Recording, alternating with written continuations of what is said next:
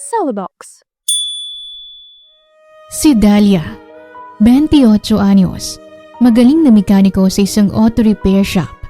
Hindi man siya lumaki sa marangyang buhay, sagana naman siya sa pagmamahal ng kanyang lola Rosa.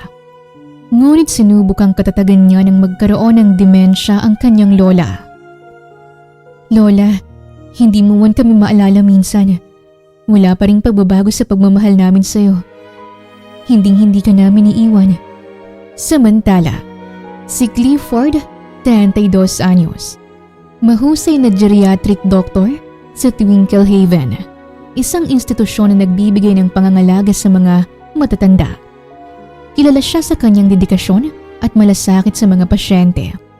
Ngunit ang mapayapang buhay niya'y nagulo nang makita muli sila ni Dalia, ang babaeng muntik na niyang maka one night stand noon.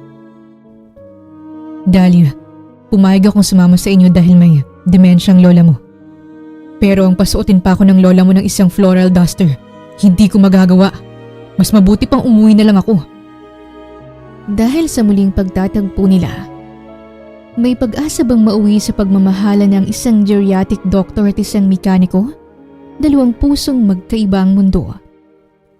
Ating tunghayan ang isa na namang kwento ng pag-ibig na inihahandog sa inyo ng Tales of Siren.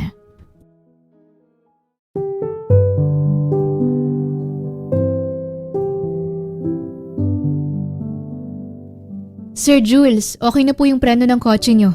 Napalitan ko na po yung brake pads. Gumana na po siya nang tinetest ko kanina. Salamat, Iya. Ang bilis mo talagang mag-ayos ng sasakyan. Kaya nga dito ako palagi pumupunta sa shop nyo kapag may kailangang ayusin sa kotse ko. Pasasalamat ng regular customer nila na si Sir Jules. Napangiti si Dalia, pero nang binayaran na rin siya, kumunot ang noo niya nang may binigay pa itong isang maliit na card na may nakasulat pang VIP Pass. Sir Jules, para saan po itong VIP Pass? Para sa iyo yan, Iha. Ang galing mo kasi bilang mekaniko at ang sipag mo pang magtrabaho. Kaya pumunta ka sa Eclipse Hotel Bar at dalhin mo lang yung VIP Pass para wala kang gagastusin doon. Mag one night stay ka at orderin mo ang kahit anong alak na gusto mo. Kayo po bang may-ari ng Eclipse Hotel Bar? Hindi makapaniwalang tanong ni Dalia. Oo, Iha. Ako nga. Bumilog ang bibig ni Dalia sa nalaman. Hindi niya inaasahan ang regular customer nila ay may-ari pala ng isang hotel bar. Nako, maraming salamat po Sir Jules. Hindi ko po sasayangin ang pagkakataon na makapunta sa hotel bar nyo. Masayang pasasalamat ni Dalia. Si Dalia Flores, 28 anyos, nagtatrabaho bilang part-time mekaniko sa maliit na auto repair shop ng kanyang lola Rosa. Kaya nakasuot siya ngayon ng jumpsuit na kulay asul, safety shoes at gloves. Natutunan niya ang ganitong klaseng trabaho dahil isa ring mekaniko ang kanyang ama nung nabubuhay pa ito noon. Pagdating naman sa pisikal na kaanyuan, hugis bilog ang kanyang muka, makapalang kilay, katamtaman ng tangos ng ilong, mapupulang labi, kulay morena ang balat at ang haba ng buhok niya umaabot lamang sa braso. Pero nakapusod ito ngayon dahil nasa trabaho siya. Ang height naman niya umaabot lamang sa 5'3".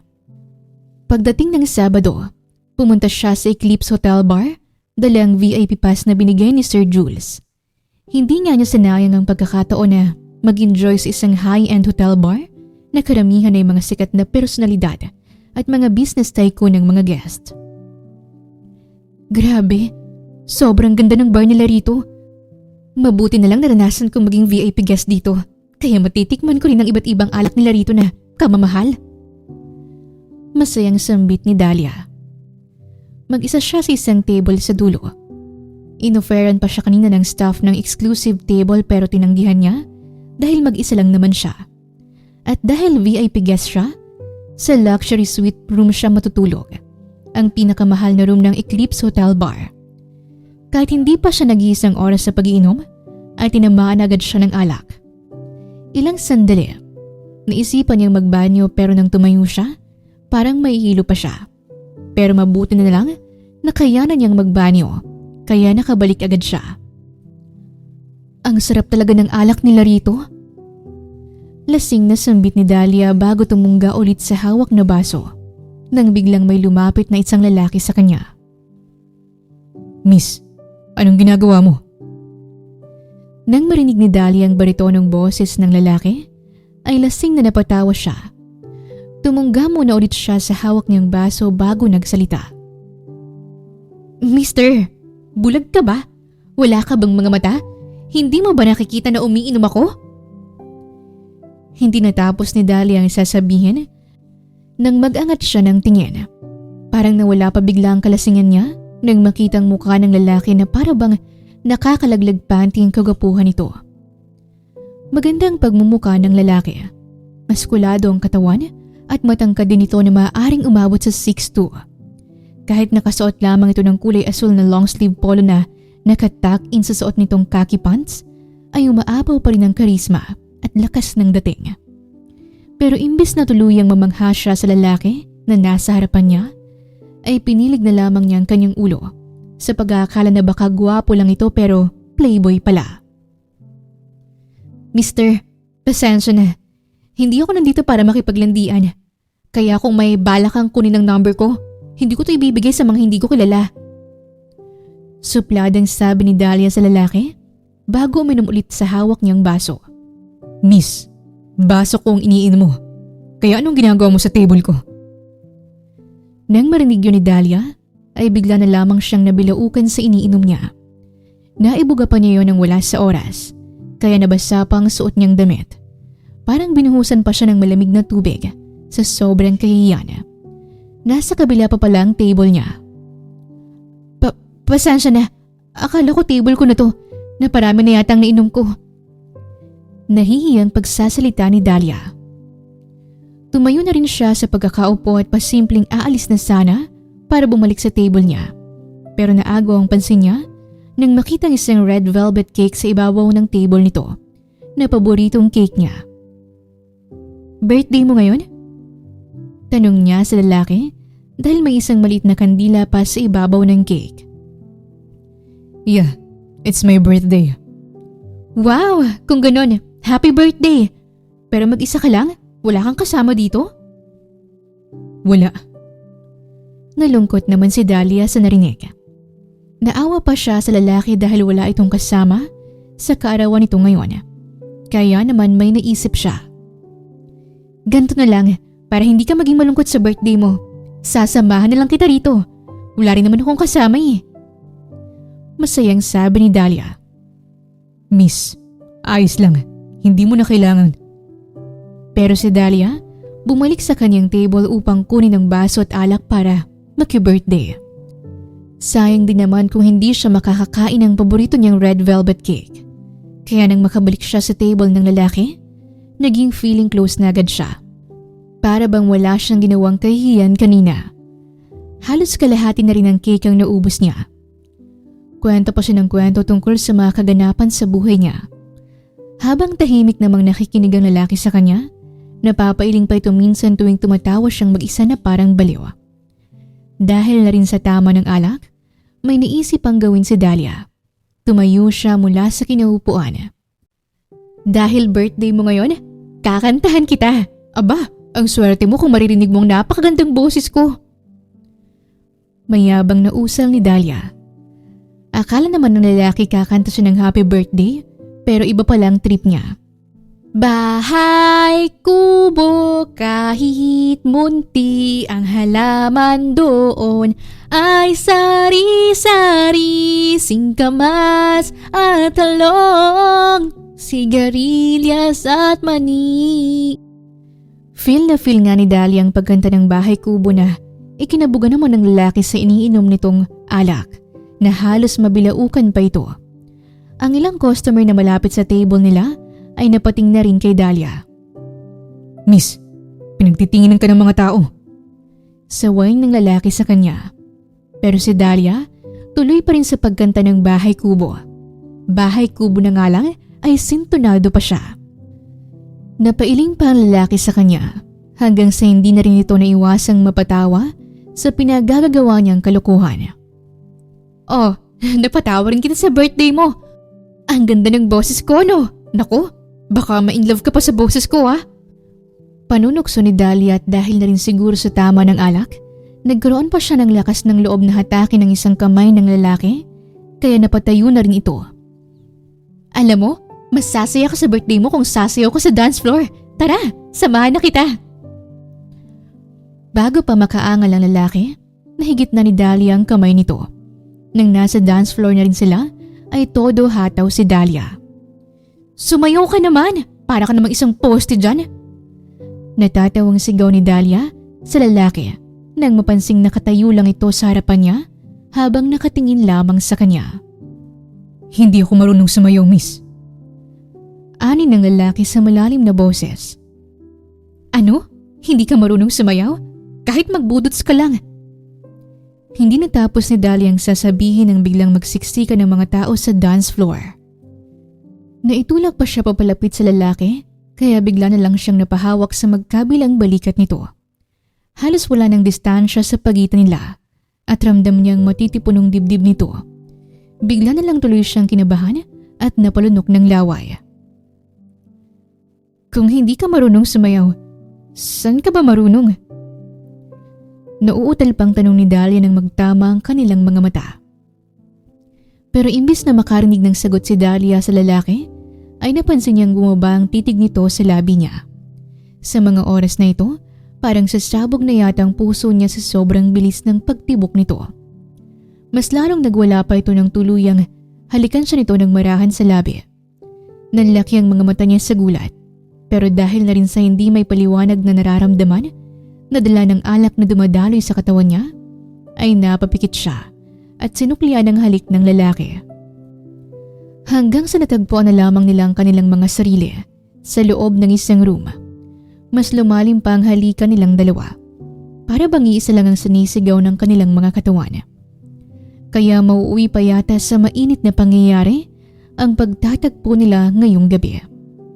Pero nang dahan-dahang hinihiga ni Clifford si Dahlia sa kama nang hindi binibitawan ang halikan nila, ay bigla na lang itong nakatulog na ikinahinto ng halikan nila. Natigilan si Clifford. Napaawang pa ang bibig niya nang mapansing totoo ngang tinulugan siya ng dalaga dahil malakas pa ang paghilik nito. Miss, matapos ang halikan natin, tutulugan mo lang ako? Napabuga pa ang lalaki at napailing. Pero bago siya umalis sa ibabaw ng dalaga, ay marahang kinumutan niya muna ang katawan nito. Kinaumagahan, nagising na lamang si Dahlia dahil sa sinag ng araw na tumatama sa mukha niya mula sa glass window. Napahawak pa siya sa kanyang noo nang kumirot ito sa sakit. Pero nang sinuyod niya ang tingin ang buong paligid, ay kumunot ang noo niya. Teka, nasan ako? Hindi ito ang kwarto ko. Ngunit nang maalala ang nangyari kagabi, ay napatakip siya ng bibig. Napabaling pa siya sa lalaking katabi niya na mahimbing ang pagtulog. Kinabahan pa siya sa pag-aakala na baka may nangyari sa kanila, pero nang mapansin niyang suot niya pa rin ang buo ang damit niya, ay nakahinga siya ng maluwag. Baliw ka talaga, Dahlia. Muntik nang may mangyari sa inyo kagabi. Sermon niya sa sarili. Bago pa magising ang lalaki ay dali-dali na siyang umalis sa kama. Hindi na siya nag-abala pang mag-ayos kahit gulong-gulo pa ang buhok niya. Kinuha ang gamit niya sa sahig at agad nang lumabas ng room. Sa mga sumunod na araw, inabala na lamang ni Dahlia ang sarili sa pagpo-part-time bilang mekaniko sa auto repair shop ng kanyang lola upang makalimot sa nangyari. Magandang umaga po, Mang Danny. Ang aga niyo naman pong pumasok ngayon. Masayang pagbati ni Dahlia sa katrabaho nang dumating siya sa shop. Magandang umaga rin sa'yo, Iha. Pero kailangan ko palang bumalik sandali sa bahay. Nakalimutan ko. Kailangan ko palang bumili ng gamot para sa maintenance ng asawa ko. Kaya ayos lang ba na ikaw na lang munang magsimula sa pag-ayos ng kotse sa unang customer natin ngayong umaga? Pinapalitan lang naman niya yung isang gulong dahil nabutas. Ganun po ba, Mang Danny? Huwag po kayong mag-alala. Ako na pong bahala rito. Pero nasan po ang may-ari ng kotse na to? Baling pa ni Dahlia sa magarang kotse na nasa loob ng shop nila. Umalis siya sandali, Iha. Pero babalik din yun, mamaya. Napatango si Dahlia. Ilang sandali pa, nang maiwan siyang mag-isa sa shop ay nagpalit muna siya ng maisusuot nilang uniform na jumpsuit na kulay asul. Nagsuot din siya ng safety shoes at gloves bago sinimulan ang trabaho. Napansin nga niya na mababa na sa tire wear indicator kaya hindi na kayanan sanhin ng pagkabutas ng gulong. Kung hindi pa nabutas, hindi mo papalitan ng gulong. Napapailing na sambit ni Dahlia. Pinahiran pa niya ang kanyang noo nang makaramdam ng pawis doon. Tapos na nga rin siya nang mapansin na lamang niya na may papalapit sa kanyang pwesto. Tumayo na rin siya para makaharap ito. "Sir, napalitan niya po ang gulong." Natigilan ng lang bigla si Dahlia sa pagsasalita nang mamukaan niya ang lalaki. "Miss, ikaw nga. Hindi ko inaasahan na magtatagpo muli tayo. Matapos mo akong tulugan sa gitna ng halikan natin nung gabing yun. Ang lakas mo pang humilik na halos hindi pa ako makatulog ng maayos." Hindi makapaniwalang sabi ng lalaki. Napatawa pa ito. Si Dahlia naman ay parang nabuhusan ng malamig na tubig nang muling bumalik sa kanyang alaala ang nangyari sa kanila ng lalaki. Sa sobrang kahiyang nararamdaman, para bang gusto na lamang niyang maglaho na parang hangin. Ganun bang nangyari? Pasensya na, hindi ko na kasi maalala. Sobrang lasing na ako nun eh. Nauutal pang sabi ni Dahlia. Todo na rin ang pagtulo ng pawis sa noo niya. Kung may superpower lang siya na kaya niyang maging invisible, kanina niya pa ginawa. "By the way, I'm Clifford. Hindi pa pala natin na ipapakilala ang isa't isa." Saad pa nito sa malalim na boses. Nilahad pa ang isang kamay sa harapan niya. Napalunok ng laway si Dahlia. Hindi niya akalain na gusto pa ng lalaki na makilala siya matapos ang ginawa niya sa gitna ng halikan nila. Ngunit nang magpapakilala na rin sana siya, ay bigla na lang dumating ang kapatid niya na si Pia, 16 na taong gulang at grade 10 student. "Ate, nawawala si Lola. Pagkatapos ko lang maligo sa banyo, bigla na lang siyang nawala sa bahay." Nagulat naman si Dahlia. Ano? Nawawala si Lola? Kailangan natin siyang mahanap agad. Baka ano pang mangyari sa kanya?" Napabaling naman siya sa kotse ni Clifford. Nakakatapos niya lang mapalitan ng gulong. "Sir, pasensya na pero kailangan ko munang hiramin ang kotse niyo." Mabilis na sad niya at walang pag-aalinlang ang hinablot ang susi sa kamay ng lalaki. Agad siyang pumasok sa loob ng driver's seat. Ang kapatid naman niya pumasok sa backseat. Pero bago pa mapaandar ni Dahlia ang makina ng sasakyan, ay pumasok sa loob ng passenger seat si Clifford. "Samahan ko na kayo para matulungan ko na kayong mahanap agad ang lola niyo." Napatungo si Dahlia sa lalaki at agad nang pinaandar ang makina ng sasakyan. Halos 3 barangay nang napuntahan nila pero hindi pa rin nila nahanap ang matanda.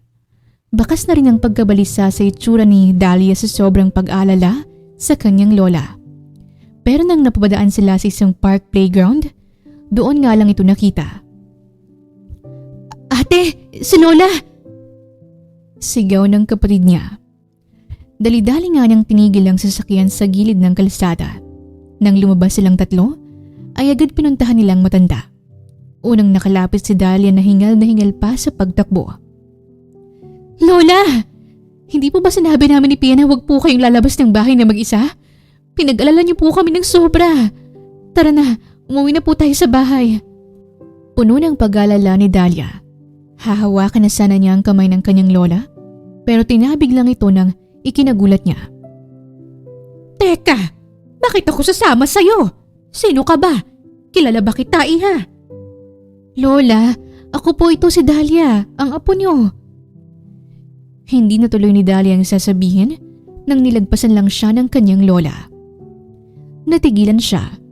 Nanginig pa bigla ang buong katawan niya nang may napagtanto. "Ate, bakit ayaw sumama ni Lola sa'yo?"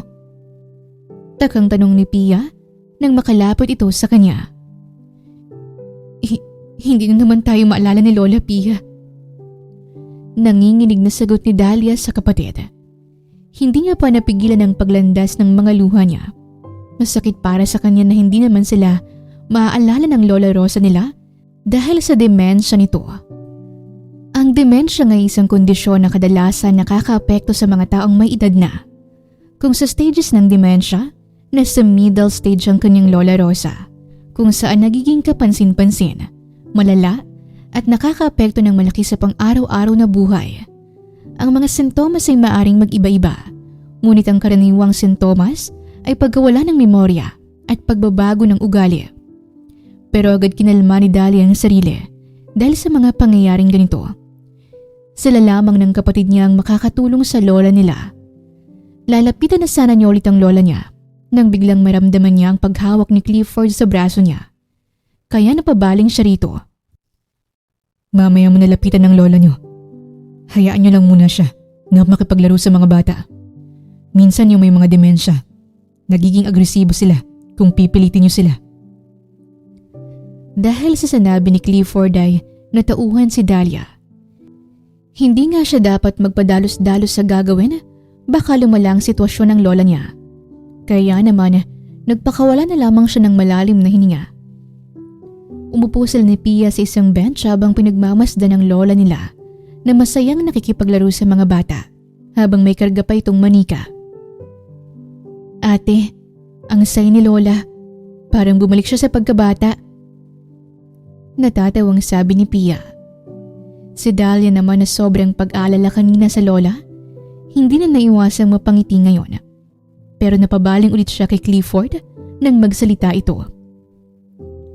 Minsan, nangyayari ang ganyan sa mga may demensya. Nagbago ang ugali nila at bumabalik sila sa pagkabatang isip. They may look old, but their mind is like a kid. Kaya kailangan lang nila ng pangunawa at pag-intindi mula sa atin. Lumalim ang titig ni Dahlia sa lalaki. Kumunot pa ang noo niya dahil hindi niya inaasahan na may kalaman ito pagdating sa demensya. Hindi niya rin tuloy maiwasang magtaka kung ano ang background o propesyon nito. Isang healthcare professional ka ba? Kunot noong tanong ni Dahlia sa lalaki. Ngunit bago pa ito makasagot sa kanya, ay bigla na lang may natapon na bola sa paa nito. Kinuha ito ni Clifford at lumapit sa mga batang naglalaro para ibigay ang bola.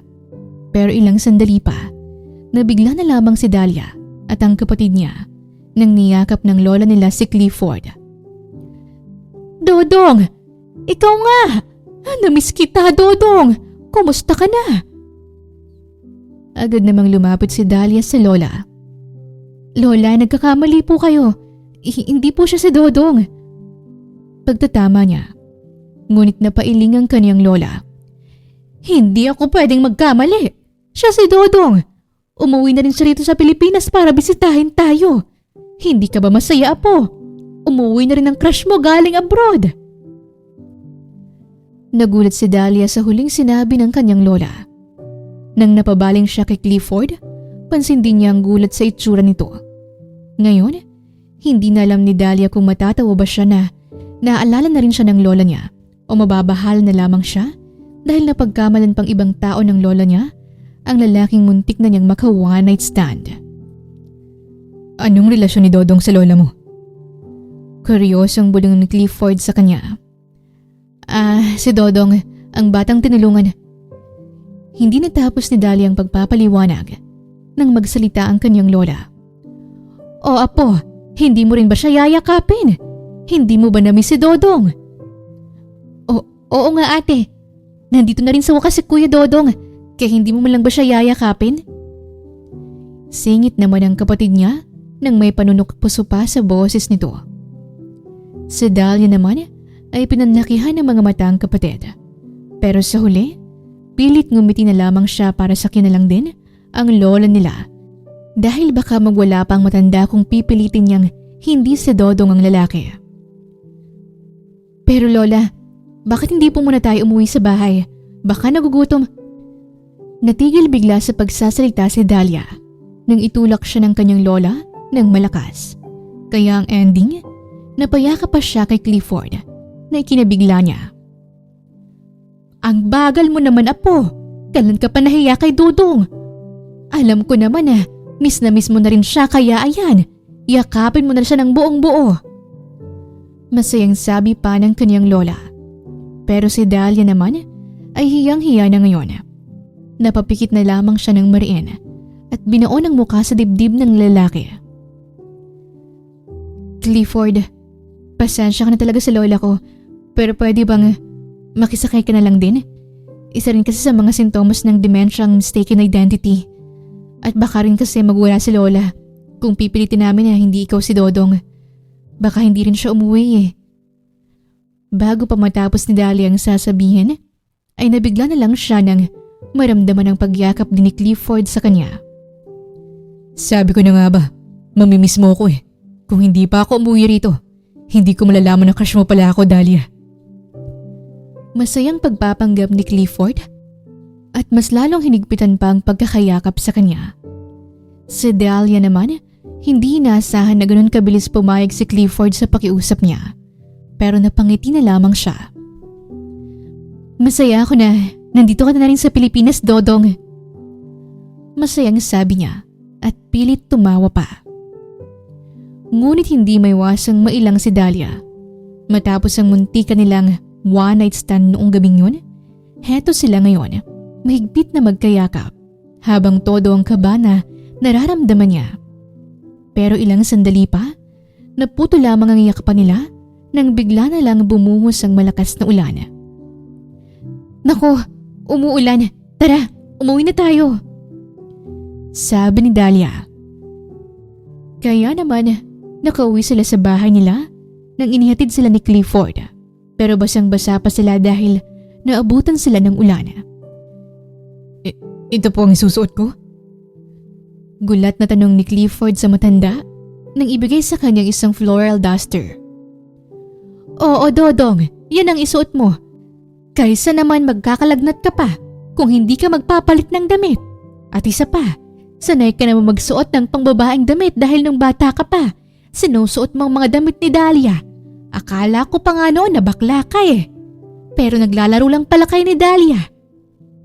Kuwento pa ng matanda. Napatulala si Clifford. Hindi niya alam kung tama ba ang naging desisyon niya na magpanggap bilang si Dodong. Pero napabaling siya kay Dahlia nang napansing natatawa ito. Dahlia, pumayag akong sumama sa inyo dahil may dementia ang lola niyo. Pero ang pasuotin pa ako ng lola niyo ng isang floral duster. Hindi ko magagawa. Mas mabuti pang umuwi na lang ako. Bad trip na bulong ni Clifford sa dalaga. Ang mahalaga na kauwi na ng ligtas ang lola niyo. Kaya alis na ako. Ha? Aalis ka na?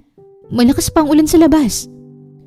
Oh, Dodong, bakit nakatayo ka pa riyan? Halika na, magpalit ka na ng damit. Singit ni Lola Rosa.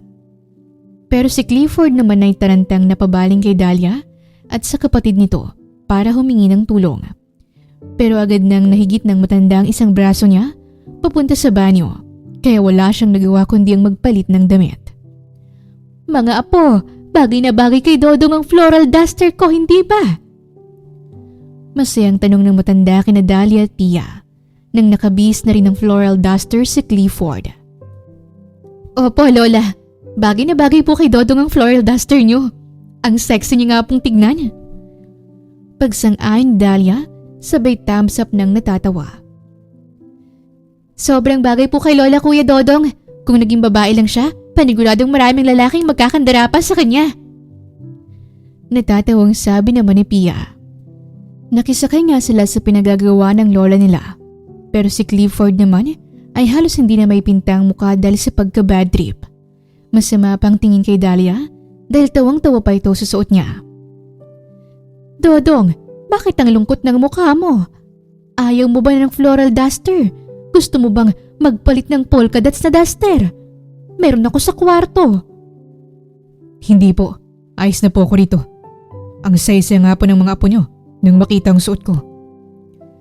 Magalang na baling ni Clifford sa matanda. Pero sa kaloob-looban ay naiinis na siya kay Dahlia dahil pinagtatawanan siya nito ngayon na para bang isa siyang clown. O siya, magluluto muna ako para sa hapunan natin. Teka, paano pala lutuin yung... Lola, tutulungan na po kita sa pagluluto sa kusina. Suwestyon ni Dahlia. Alam niyang mahihirapan sa pagluluto ang lola niya dahil sa kondisyon nito. kaya naiwan sa sala si Clifford kasama ang kapatid niya. Tinulungan nga niya ang kanyang lola sa pagluluto sa kusina ng adobong manok. Pero nang nagigisa na rin siya ng mga sangkap, ay nagulat siya nang may inihalong mga hiniwang sili ang kanyang lola sa kawali. "Lola, bakit naglalagay po kayo ng mga sili? Ang dami niyo pang iniwa. Inubos niyo yata ang laman sa garapon." Gulat na baling ni Dahlia sa lola. "Hindi ba po? Paborito ni Dodong ang maanghang na adobong manok. Kaya lagyan na natin ang mga sili para masarapan siya lalo." Nakangiting sambit ng kanyang lola. Napakamot sa ulo si Dahlia. Wala na siyang magagawa dahil nahalo na ng kanyang lola sa kawali ang mga hiniwang sili. Pilit na pangiti siya at pinanalangin na nga niya na sana kumakain din ng maanghang na pagkain si Clifford. "Dodong, alam kong paborito mo ang adobong manok, kaya yan ang niluto naming ulam." Masayang baling ng matanda kay Clifford nang nasa pagkainan na rin sila. Namangha naman si Clifford nang malamang adobong manok ang ulam nila. Nawala na lang tuloy biglang pagka-bad trip niya sa suot niyang floral duster dahil sa adobong manok. Paborito niya rin kasi na ulam ito, kaya hindi na rin siya makapaghintay kumain. "Mapaparami po yata ang kain ko ngayon dahil adobong manok ang ulam. Paborito ko po talaga ito. Maraming salamat po rito." Masayang tugon ni Clifford sa matanda. "Tara, kumain na po tayo. Paniguradong masarap to dahil luto ni Lola at Ate Dahlia." Saad naman ni Pia. Nagsimula na rin silang magsandok ng kanin at ulam sa kani-kanilang mga pinggan. Si Clifford naman, hindi na makapaghintay na tikman ang adobong manok. Ngunit bago pa man siya makasubo, napabaling siya kay Dahlia na nasa tabi lamang niya nang bumulong ito sa kanya. "Clifford, kumakain ka ba ng adobong manok? I mean, yung adobong manok na may halong..." "Oo naman, Dahlia. Sino bang may ayaw sa adobong manok? Halos lahat yata paborito yan." Natatawang said ni Clifford.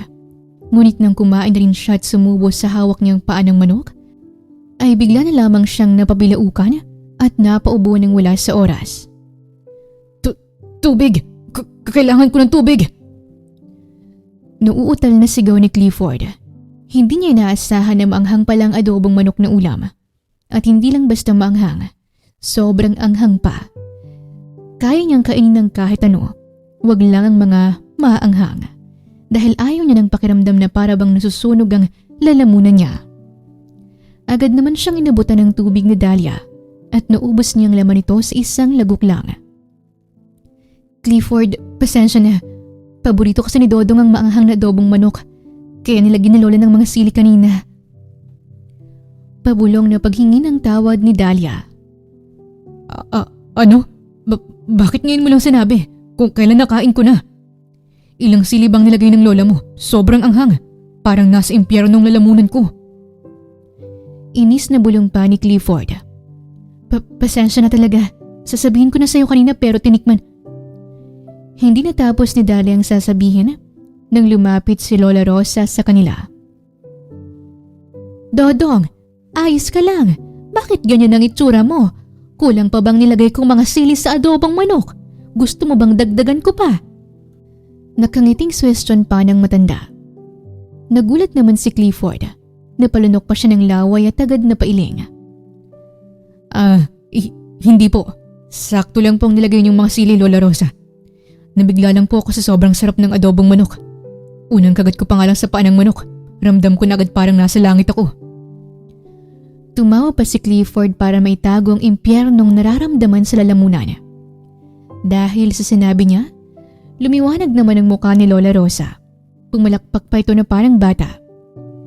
"Sabi ko na nga ba, namiss mo talagang maanghang na adobong manok, Dodong. O siya, kumain na tayo. Nga pala, may tinira pa akong adobong manok sa kawali para may ulam pa tayo bukas." Saad pa ni Lola Rosa bago bumalik sa pwesto nito. Kaya naman bumalik na sila sa pagkain, pero si Clifford, tiniis na lamang maanghang na adobong manok. Ngunit sa bawat lunok niya, ay agad siyang umiinom ng tubig. Nang matapos silang kumain, inakala ni Clifford makakauwi na siya. Ngunit malakas pa rin ang ulan at tila may paparating pang bagyo. Kaya mahirapan siyang bumiyahe. Dahil dito, wala na siyang nagawa kundi ang magpalipas ng gabi sa bahay ni Lola Rosa.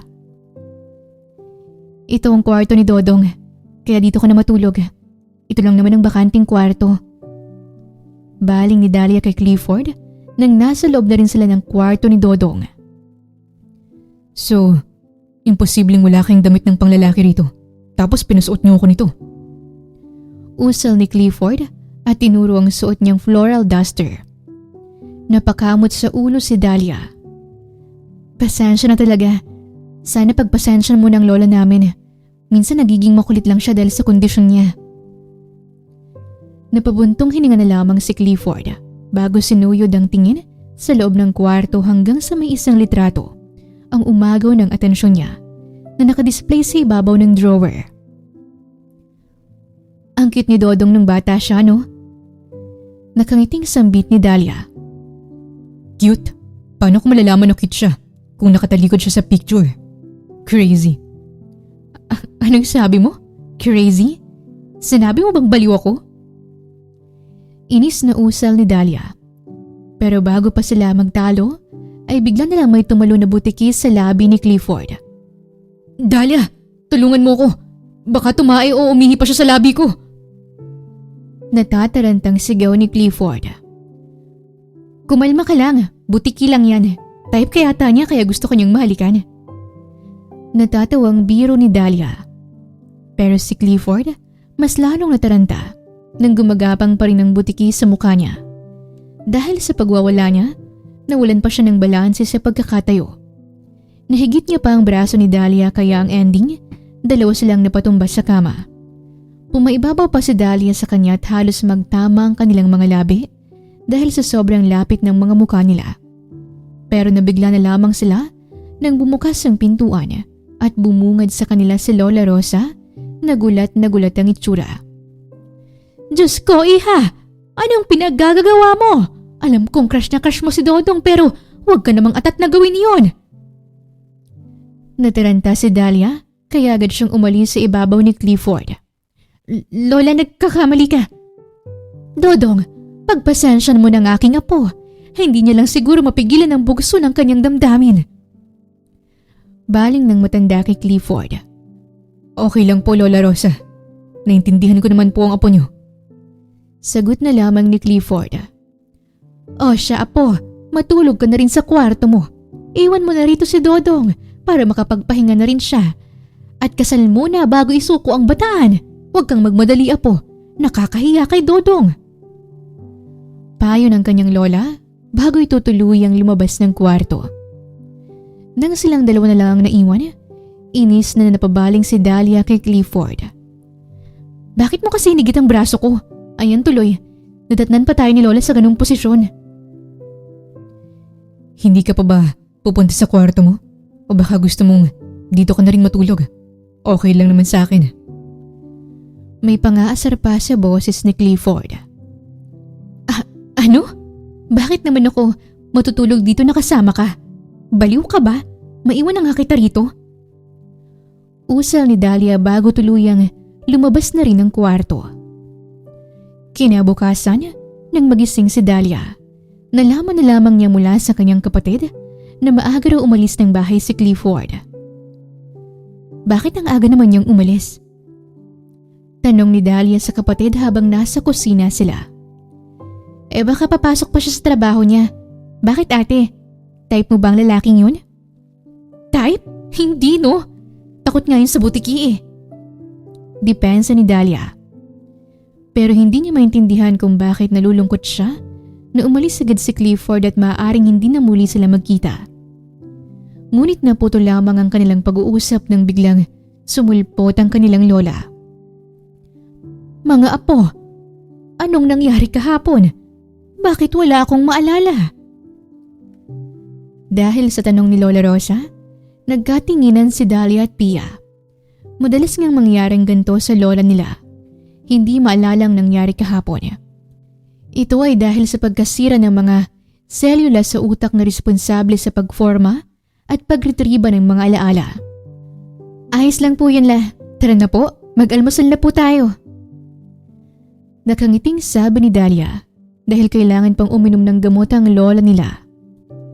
Habang nag-aalmusal sila ito, si kaso si Dahlia at Pia sa lola nila. Mahal na mahal nga nila si Lola Rosa.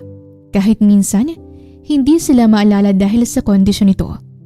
At ang pagsasamahan nila bilang isang pamilya ay mananatiling buo at matibay. Sobrang ang pagmamahal ni Dahlia sa mga matatanda. Kaya paminsan-minsan kapag may oras siya, bumibisita siya sa Twinkle Haven. At ngayong araw, naisipan niyang bumisita ulit. Mga lola, lolo, kumusta na po kayo rito? Namiss ko po kayo. Masayang pagbati ni Dahlia sa mga matatandang nagpapahinga sa malawak na hardin ng Twinkle Haven. Iha, mabuti namat bumisita ka ulit dito sa Twinkle Haven. Namiss ka namin. Lalo na ang pagbabasa mo ng mga libro para sa amin. Nga pala, may bago ka na bang naisulat na libro? Ang galing mo kasing manunulat. Masayang sabi ni Lola Esmeralda. Wala pa po eh. Pero nasa plano ko na po magsulat ng panibagong libro. Nakangiting sagot ni Dahlia. Ang Twinkle Haven ay isang pasilidad na nagbibigay ng tirahan at pangangalaga sa mga matatandang wala ng pamilya o inabandona ng sariling pamilya. Madalas bumisita rito si Dahlia matapos niyang malaman na gustong-gusto ng mga matatandang mga librong sinusulat niya. Kaya bukod sa pagiging part-time mekaniko sa auto repair shop ng kanyang Lola Rosa, isa rin siyang published author ng Romcom Publishing Company. Nakapagtapos nga siya sa kursong Bachelor of Arts in English Literature. Iha, sana makapagsulat ka na ng bagong libro. Sa edad naming ito, sa mga libro na lang kami kinikilig. Natatawang wika ni Lola Linda. Napatawa naman si Dahlia. Nga pala iha, alam mo bang may bagong doktor dito? Single din siya. Bagay na bagay kayong dalawa. Kinikilig na sabi naman ni Lola Susan. Tinukso pa siya ng ilang matatanda.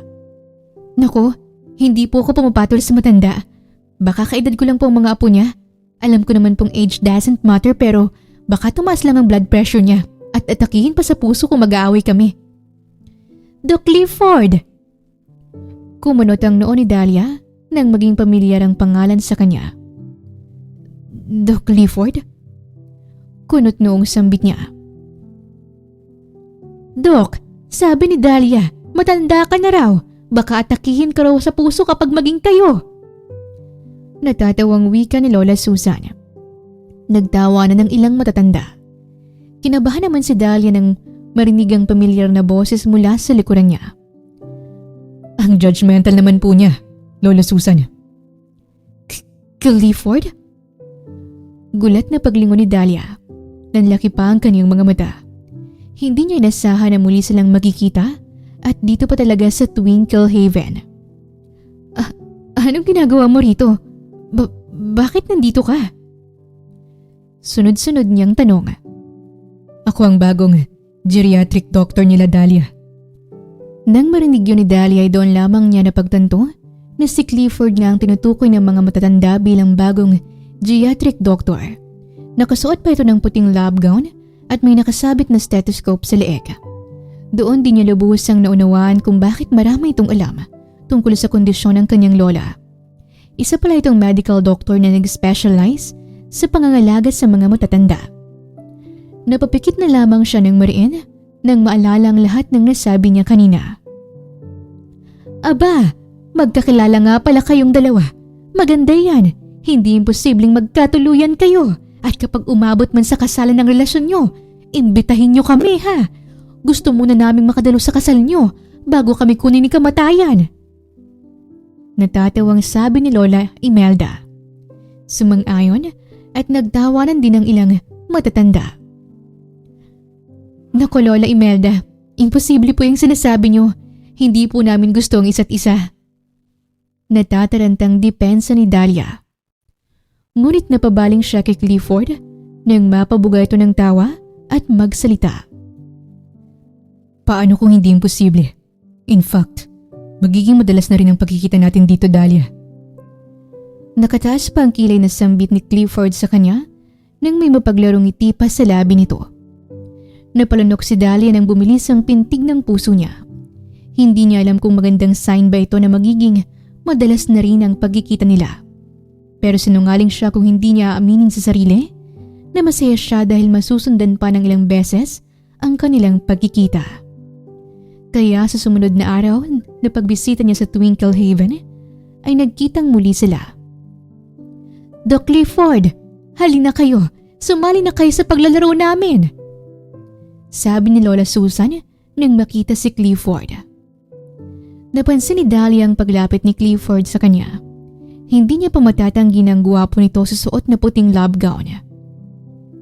Anong nilalaro nila? Kasali ako sa laro nila. Guess the animal ang nilalaro namin. Ako nagpapahula kung anong hayop. Tapos sa mga lola at lolo naman ang huhula. Sagot ni Dahlia habang pinupunasan ng pawis sa noo. Kanina pa nga sila naglalaro. Kasalukuyan nasa function hall sila. Tuwing Sabado ay may palarong mga staff ng Twinkle Haven para mag-enjoy ang mga matatanda. At sa muling pagbisita ni Dahlia, sinali pa siya sa laro na ikinatuwa naman niya. Doc, ikaw naman magpahula sa amin. Kanina pa si Dahlia, kaya ikaw naman ngayon. Pagpipilit ni Lola Linda. Naku Lola Linda, hindi po ako magaling sa ganyan. Baka wala po kayong mahula mula sa akin. Ano ka ba, Doc? Huwag kang KJ. Masaya to. Gagayahin mo lang naman ang mga hayop. Sabay hila ni Dahlia sa braso ni Clifford papunta sa gitna. Hindi pa siya nakontento kaya siya pa mismo ang naghubad ng lab gown at stethoscope ni Clifford para mas maging komportable ito. Agad nag-cheer ang mga matatanda. Si Clifford naman kahit hindi pa nagsisimula ay pinagpapawisan na. Dahlia, baka nakakalimutan mo. Doktor ako rito. Hindi ako nandito para...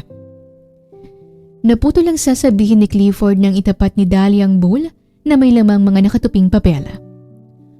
O Doc, bunot na. Excited ng mga matatanda sa paghuhula. Wala nang nagawa si Clifford kundi bumunot. Lalo na't kita ang saya sa mga mukha ng matatanda. Pato? Paano ko magagaya ang pato? Reklamo ni Clifford nang mabunot ang pato. Madali lang yan. Ilabas mo lang ang puwet mo tapos lumakad ka na parang kumikembot. Pagtuturo ni Dahlia. Ano? Ilabas ang puwet at kumembot? Seryoso ka ba, Dahlia? Ginagawa mo naman ako na parang baliw. Hindi ko yan gagawin. Ano ka ba? Ganyan talagang kumilos ang pato. Dali na. Isipin mo na lang na may taning ng buhay mo ngayon kaya enjoy mo na lang. Saad niya at sabay iniwan si Clifford sa gitna. Galingan mo, Doc, para mahulaan agad namin. Sigaw naman ni Lola Imelda. Si Clifford naman halos gusto niyang maiyak sa hiya sa gagawin. Ngunit ilang sandali pa, kahit ayaw niya, ginawa pa rin niya ang turo ni Dahlia. Inilabas niya ang puwet at kumekembot habang naglalakad. Alam ko na, baboy yan! Ganyan kumilos ang baboy namin dati. Kumikembot yung puwet kapag lumalakad. Sigaw ni Lola Susan. Nang marinig yun ni Dahlia napatawa siya bago nagsalita. Mali po Lola Susan, hindi po baboy ang sagot. Ilang sandali pa, nagsalita naman si Lola Linda. Ano ba kayo? Ang galing-galing kumembot ng puwet ni Doc Clifford, hindi niyo pa mahula. Isang pato iyan. At yun na nga, si Lola Linda ang nakahula ng tamang sagot kaya nagpalakpakan ng lahat. Kung lahat ay nagsasaya, si Clifford naman ay hiyang-hiya sa pinaggagawa niya. Wow! Isda ang nabunot mo. Madali rin yan. Sambit ni Dahlia nang mabunot naman ni Clifford ang isda. Tama na Dahlia. Hindi ko na ito magagawa pa. Anong gusto mo? Lumangoy-langoy ako sa sahig na parang baliw? Kung madali lang sa'yo, ikaw nang gumawa. Bad trip na usal ni Clifford. Huwag ka nang magreklamo. Ang dali lang naman gayahin ng isda eh. Inguso mo lang ang dalawang labi mo. Ganto oh. Saad ni Dahlia at sabay ginuso ang dalawang labi. Si Clifford naman napatingin sa labi ng dalaga na nakanguso sa harapan niya. Parang nawala pa biglang inis na nararamdaman niya kanina dahil hindi niya pa mapigilan ang magpatawa ngayon. Oh, ba't natatawa ka dyan? Gayahin mo na ako para hindi ka mahirapan mamaya. Saad ni Dahlia at ngumuso ulit. Pero si Clifford, napapatawa pa rin ang biglang nagsalita si Lola Susan. Iha, anong ginagawa mo? Bakit ganyan ang labi mo? Aba, Dok, gusto yata ni Dahlia na ikis mo siya. Dok, may gusto na yata si Dahlia sa'yo. Sigaw naman ni Lola Linda. Natiranta si Dahlia. Naku, hindi po ganon. Tinuturuan ko lang. Hindi ko alam na may gusto ka pala sa akin, Dahlia. Kaya siguro sinali mo ako sa laro na ito para makasama ako. Pangaasar ni Clifford. Ano? Anong pinagsasabi mo dyan? Ang feeling mo naman? Iha, huwag ka nang mahiya. Tayo-tayo lang naman ang nandito. Sino ba namang dalagang hindi mahuhulog ang loob kay Doc Clifford? Guwapo na nga, mabait at maalaga pa. Wika ni Lola Imelda.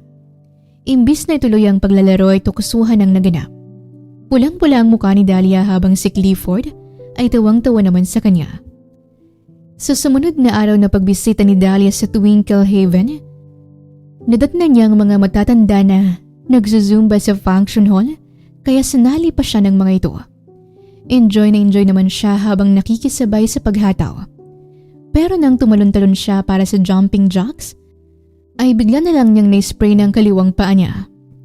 Napaupo siya sa semento at napasigaw sa sobrang sakit. Napatigil sa pagzuzumba ang mga matatanda ng marinig pagsigaw niya. Bakas pa ang pag-aalala sa mga mukha nito nang nilapitan siya. Iha, ayos ka lang ba? Bakit ka napasigaw? Paglapit ni Lola Susan sa kanya. Nasprain po ang kaliwang paa ko nang tumalon-talon ako. Sagot ni Dahlia nang napapakapit ng Marian. Halos maiyak pa siya sa sobrang sakit. Nako, kailangan agad magamot yan, Iha. Baka mas lalong mamaga. Si Doc Clifford ang makakatulong. Ayos lang po, Lola Imelda. Cold compress lang naman po ang kailangan. Natigil sa pagsasalita si Dahlia nang biglang may bumuhat sa kanya. Nagulat siya nang makita si Clifford. Nabuhat siya na parang bagong kasal. Magsasalita na sana siya, pero natahimik na lamang siya nang mapansin ang iritasyon sa mukha ni Clifford. Dahlia, hindi ka ba marunong mag-ingat? Paano kung dalawang paa mo ang na-sprain? Napalunok si Dahlia nang maramdaman ang iritasyon sa boses ni Clifford, pero pansin niya ang pag-aalala sa mga mata nito. Pasensya na, gusto ko lang naman sumali sa pagzuzumba nila. Kailangan natin gamutin agad ang paa mo. Baka lumala pang pamamaga niyan. Pero bago sila umalis para pumunta sa klinika ay bumulong pa si Lola Imelda kay Dahlia. Hindi ka kasi nag-iingat, Iha. Ayan tuloy, nagalit ang boyfriend mo. Nagulat naman si Dahlia sa sinabi ng matanda dahil malakas pang pagkakabulong nito at paniguradong narinig yun ni Clifford kaya agad napatingin siya rito. Nako Lola Imelda, hindi ko po boyfriend. Maiwan na po namin kayo. Gagamutin ko lang po ang paa ni Dahlia. Baling ni Clifford sa mga matatanda. O siya, dalhin mo na si Dahlia sa klinik. Baka mapano pang mga paa ng girlfriend mo, Doc. Sabi pa ni Lola Imelda. Nang papunta na rin sila sa klinik ay hiyang-hiya nga si Dahlia habang nakapulupot pa ang mga braso sa leeg ni Clifford habang buhat-buhat siya. Inakala na yata ng mga matatanda na may relasyon na silang dalawa, kahit wala naman. Pero ang pinagtataka niya ay kung bakit wala man lang sinabi o reaksyon si Clifford. Akala yatin Lola Imelda na may relasyon na tayong dalawa. Sambit ni Dahlia habang ginagamot na rin ni Clifford ang paa niya. Nakaupo siya sa maliit na higaan ng mga pasyente at nakaupo naman si Clifford sa tapat niya. Kaya ang isang paa niya ay nakapatong sa hita nito habang maingat nitong dinidiinan ang cold compress para mabawasan ng pamamaga.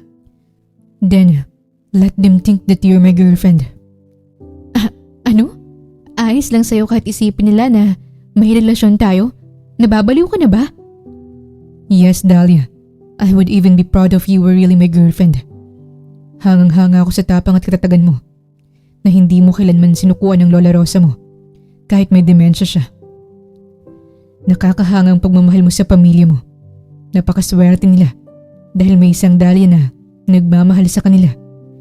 Kahit ang mga matatanda rito sa Twinkle Haven ay masayang masaya tuwing bumibisita ka dahil ikaw ang ball of sunshine nila. Nang matapos sabihin yun ni Clifford, natahimik si Dahlia. Parang hindi niya alam kung ano ang dapat sabihin.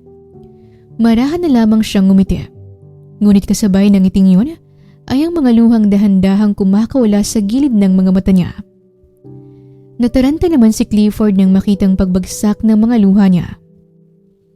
Dahlia, may nasabi ba akong mali? I'm sorry. Hindi ko intensyong paiyakin ka. Hindi, Clifford. Walang mali sa sinabi mo. Napaiyak lang ako dahil hindi ko alam kung anong ibig sabihin sa sinabi mong ball of sunshine. Isang bola na gawa sa araw? Yun ba yung meaning? Napabuga naman ng tawas si Clifford. Napailing pa ito sa kanya na wala ngang pagkabahala sa mukha nito. Ang ibig sabihin ng ball of sunshine, nagbibigay ka ng saya sa mga tao. Katulad ngayon, napapangiti mo ko. Kaya pwede kong sabihin na ikaw ang ball of sunshine ng buhay ko, Dahlia. Nang marinig yun ni Dahlia, ay natahimik ulit siya. Hindi niya alam kung ano ang magiging reaksyon niya. Sa totoo lang, alam niya talaga ang ibig sabihin. Gusto lang niyang magpatawa dahil sa bigat na nararamdaman. Pero dahil sa sinabi ni Clifford, parang maiihina yata siya sa sobrang kilig sa mga binitawang salita nito. Mas lalong lumakas pa ang pintig ng puso niya nang mapansing hindi binibitawan ni Clifford ang pagtitig sa kanya. Ayan na! Maghahalikan na yata sila! Hinaan mo ang boses mo, Imelda. Baka marinig nila tayo. Hindi ba mali itong ginagawa natin? Bumalik na lang kahit tayo sa pagsusumba.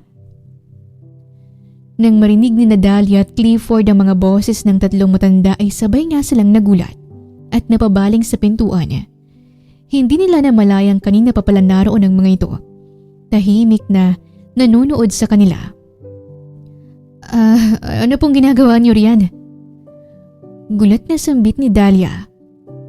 May kailangan po ba kayo? Kalmadong tanong naman ni Clifford. Ang tatlong matanda naman ay nataranta ng mahuli sila. Pasensya na kayo kung naistorbo namin kayo. Gusto lang namin kamustahin ka, Iha. Pero sa nakita namin, hindi pala namin kailangang mag-alala dahil alagang-alaga ka naman ni Doc Clifford. Nakangiting palusot ni Lola Imelda. Maiwan na namin kayo, Iha. Iho, babalik na kami sa pagsusumba. Wika naman ni Lola Linda. Ngunit bago tuluyang makalis ang tatlong matanda, narinig pa ni Dahlia at Clifford ang mahinang bulong ni Lola Susan sa mga kasama nito. Sayang, hindi natin sila nahuling naghalikan. Nang magkatinginan si Dahlia at Clifford, pareho silang natigilan at sabay na umiwas ng tingin. Kapwa namumulang mga pisngi. Saglit na bumalik ang katahimikan sa pagitan nila. Ngunit nang magkatinginan muli, ay napataw na lamang sila sa isa't isa at sabay na napailing. Sa sumunod na araw ng pagbisita ni Dahlia sa Twinkle Haven, nasaksihan niya kung gaano kabuti at kamalasakit si Clifford sa mga matatatanda, kaya hindi niya maiwasang humanga rito. Iha, baka matunaw na si Doc Clifford sa kakatitig mo sa kanya. Bulong ni Lola Imelda sa kanya nang sumulpot ito sa tabi niya. Tinitingnan ko lang po kung paano ang trabaho niya rito. Kasalukuyang nasa labas siya ng klinik. Pinagmamasdan si Clifford na abala sa pag-check ng vital signs at blood pressure ng mga matatanda bilang pagsubaybay sa kalusugan ng mga ito. Nga pala, Iha, birthday ko sa susunod na Sabado, kaya bumisita ka ulit rito, ha? Kahit walang handa, basta nandito ka lang sa araw ng kaarawan ko, masaya na ako. Nakangiting sabi pa ni Lola Imelda. Wow! Talaga po, Lola Imelda? Aba, bibisita po talaga ako ulit dito. Pero bago pa man dumating ang karawan ni Lola Imelda, naisipan ni Dahlia na humingi ng tulong kay Clifford para magkaroon ng kahit simpleng handaan man lang. Ngunit imbis na maliit na salo-salo, nagpa-buffet pa si Clifford kaya nauwi tuloy sa ingranding selebrasyon. Ginawa pa sa function hall ang birthday ni Lola Imelda dahil sa bonggang handaan. Ikinagulat naman ito ng matanda. Nako, iha, iho, nag-abala pa kayo. Ang dami niyong hinanda para sa kaarawan ko. Kahit binati niyo na lang ako, sapat na sa akin yon. Hindi niyo naman kailangan gawin pa ito. Nababahalang wika ni Lola Imelda. Lola Imelda, huwag po kayong mabahala. Gusto lang po namin na maranasan yung gantong selebrasyon sa kaarawan niyo. Nakangiting sambit ni Dahlia. Tama po si Dahlia, Lola Imelda. Huwag niyo na pong isipin ang mga nagastos namin. Gusto lang po namin na mas mag-enjoy kayo ngayon. Dagdag ni Clifford. Napangiti si Lola Imelda sa kanila. Halos mapaiyak na ito sa saya. Hindi nga nito inaasahan na mararanasan pa niya ang gantong selebrasyon sa kaarawan niya habang nasa Twinkle Haven. Maraming salamat, iha, iho. Hindi niyo alam kung gaano ito ka-memorable para sa akin. Puno ng emosyong pasasalamat ni Lola Imelda. Kaya naman, napuno ng saya ang pagdiriwang. May kwentuhan at tawanan habang nagsasalo-salong lahat. Nagkaroon pa ng kantahan sa video okay na nirentahan ni Clifford. May ilang matatanda pang tumayo para sumayaw ng cha-cha. Sumali na rin sa Dahlia at Clifford, pati ilang staff sa kulitan ng mga lola at lolo. Ngunit pagsapit ng 10:00 ng gabi, nagsitulugan na rin ang mga matatanda sa kani-kanilang kwarto dahil bawal nga silang magpuyat. Kaya ang naiwan na lamang sa function hall ay ilang staff at si Dahlia at Clifford na nagiinuman na rin hanggang sa nagsiuwian na rin ang mga staff. At si Dahlia at Clifford na lang ang naiwan sa isang table. Dahlia, tama na yun. Lasing ka na. Ihahatid na kita sa inyo. Pag-agaw ni Clifford sa hawak na bote ng alak sa dalaga. Mamaya na. Uubusin ko lang tong isang bote. Sayang naman. Pigil ni Dahlia at agad lumagok sa bote nang walang kahirap-hirap. Pero ilang sandali pa, may naisip pa siyang kalokohan na laro nang mapansing silang dalawa na lang ni Clifford ang naiwan sa loob ng function hall. Dali! Pick-pack boom tayo! Lasing na sabi ni Dahlia nang humarap siya kay Clifford na nasa tabi niya lang. Ready na nga ang isang kamay niya, pero napabuga lang ng tawa si Clifford. Dahlia, wala akong oras para patulan ng trip mo. Mas mabuti nang ihatid na kita sa inyo. Ganto na lang. Pagkatapos ng laro natin, uuwi na tayo. Napailing si Clifford, pero sa huli, napabuntong hininga na lamang siya bago pumayag sa trip ng dalaga. Pick-pack boom! Sigaw ni Dahlia. Napatayo at napatalon pa nga siya sa saya nang makitang panalo siya. Gunting kasi ang ginamit niya habang si Clifford ay papel. Yes! Panalo ako! Kaya tumayo ka na dyan! Dali! Ano bang klaseng laro ito? Pagmamaktol ni Clifford nang tumayo siya. Ako ang panalo kaya kailangan kong pitikin ang noo mo. Inihanda ni Dahlia ang kamay sa gagawin. Seryoso ka, Dahlia? Pangbata lang naman yun. Pambata? Baka umiyak ka dyan kung pitikin ko na yung noo mo eh. Pananakot ni Dahlia. Napailing na lamang si Clifford bago pinikit ang mga mata. Habang si Dahlia, excited na nga sa gagawin kay Clifford. Nang tuluyang nakalapit siya, huminto siya sa paghakbang. Pipitikin niya na sana ang noon nito pero bigla na lang siyang napahinto nang mabighani siya sa maamong mukha nito. At hindi niya inaasahan na mas gwapo pala ito ng malapitan niya. Parang nawala bigla ang kalasingan niya dahil sa kagwapuhan ni Clifford. Pero hindi niya maiwasang lumipat ang tingin sa mapupulang labi nito. Bumilis pa bigla ang pintig ng puso niya. Magkakasala pa yata siya ngayon kung hindi niya pipigilan ang sarili. Tititigan mo lang ba ako? Nagulat nga si Dahlia nang dumilat si Clifford. Dahil sa gulat niya, malakas niyang napitik ang noo nito. Kaya napasigaw pa ito ng malakas at napaatras. Dahlia, may galit ka ba sa akin? Ang lakas ng pagpitik mo sa noo ko. Parang kulang na lang bugbugin mo ako. Asar na reklamo ni Clifford. Napahawak ito sa noo na bakas ang pamumula. Ang OA mo, hindi naman yun malakas ah. Nauutal na depensa ni Dahlia. Para mawala yung sakit, uminom muna tayo. Cheers! Ngunit si Clifford ay napailing na lamang sa kanya bago lumagok na rin. Ilang sandali pa, nag-pick-pack boom ulit sila pero this time, si Clifford ang nanalo. It's my turn. Kinabahan naman bigla si Dahlia nang hinubad pa ni Clifford ang suot nitong black coat kaya naiwan ang inner white long sleeve nito. Pati ang mamahaling relo, hinubad na rin. Tinupi pa ang dulo ng long sleeve hanggang sa siko nito. Sabay minasahe pa ang isang kamay. Bakit may pamasahe ka pa sa kamay? Kailangan kong gumanti sa ginawa mo kanina. Parang may pagbabanta pa sa boses nito. Kaya kinabahan lalo si Dahlia. Oh, dali, bilisan mo na. Huwag mong lakasan ha. Baka hindi na gumana yung brain cells ko. Pag-aalala ni Dahlia at sabay pumikit ng mariin. Nang tuluyang nakalapit si Clifford kay Dahlia ay imbis na pitikin niya ang noon ng dalaga, ay marahang naibaba niya ang kanyang kamay. Hindi niya inaakala ng babaeng muntik na niyang maka one night stand noon ay ganito na sila kalapit sa isa't isa. Hindi nga niya pinagsisihan na nagkita muli sila dahil sa mga araw na magkasama sila, nakilala niya ng lubusan si Dahlia kung gaano ito kabuting tao at hindi niya may tatanggi sa sarili na nahuhulog ng loob niya sa dalaga. Ano na? Bakit ang tagal mo? Tanong ni Dahlia nang nakapikit pa rin ang mariin. Pasimpleng napabuga ng tawa si Clifford nang mapansin ang ekspresyon ni Dahlia na parang ihing-ihi na ito. Kaya inihanda na rin niya ang kanyang kamay sa gagawin. At ilang sandali pa, imbis na lakasan niya ang pagpitik sa noon nito, ay marahan niya lamang itong ginawa. Kunot noon namang napadilat si Dahlia. Yun na yun?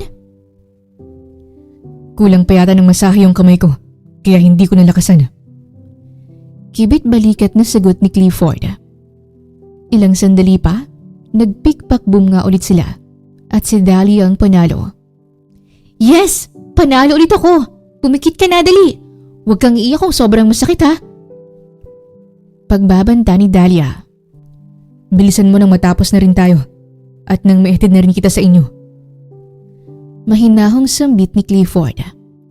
Pero nang nakalapit na rin si Dahlia kay Clifford, ay naibaba ulit ang tingin niya sa mapupulang labi nito. Parang may nagtutulak pa sa kanya na halikan nito.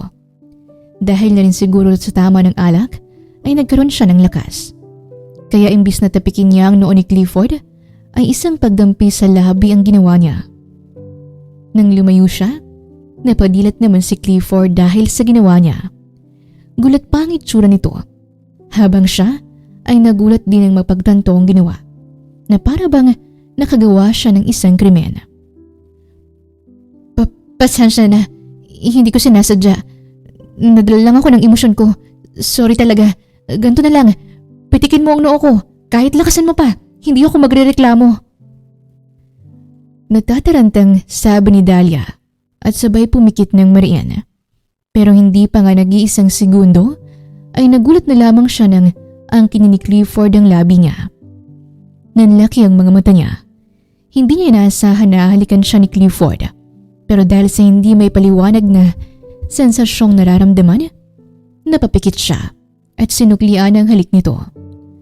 Marahang hinapit pa ni Clifford ang bewang niya para mas lumalim pang halikan nilang dalawa. Sa mga sandaling yun, parang ayaw nang bumitaw ni Dahlia sa halikan nilang dalawa. Ate, ayos ka lang? Bakit nakangiti ka mag-isa dyan? Hindi ka pa naman nababaliw no? Naibalik lamang sa tamang wisyo si Dahlia nang marinig ang boses ng kapatid. Kanina pa nga siya tulala sa sala nila. May naalala lang ako. Nauutal na sagot ni Dahlia.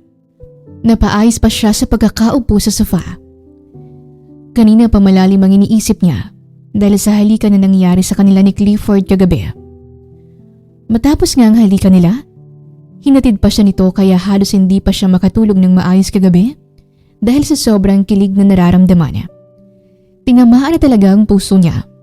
Pero ilang sandali pa, natigil lamang ang pag-uusap nila ng kapatid niya nang lumapit si Lola Rosa sa kanila habang karga-karga pa nito sa braso ang alagang manika.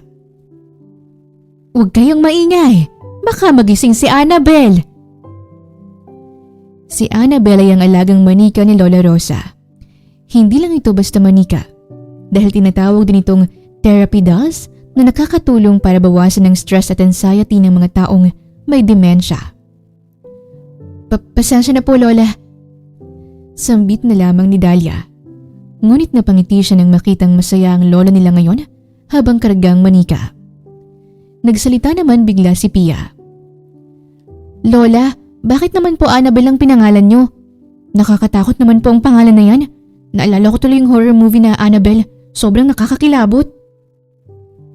"Gusto mo, tabi kayo ni Annabel matulog mamayang gabi?" Inosenteng sambit ng kanilang lola.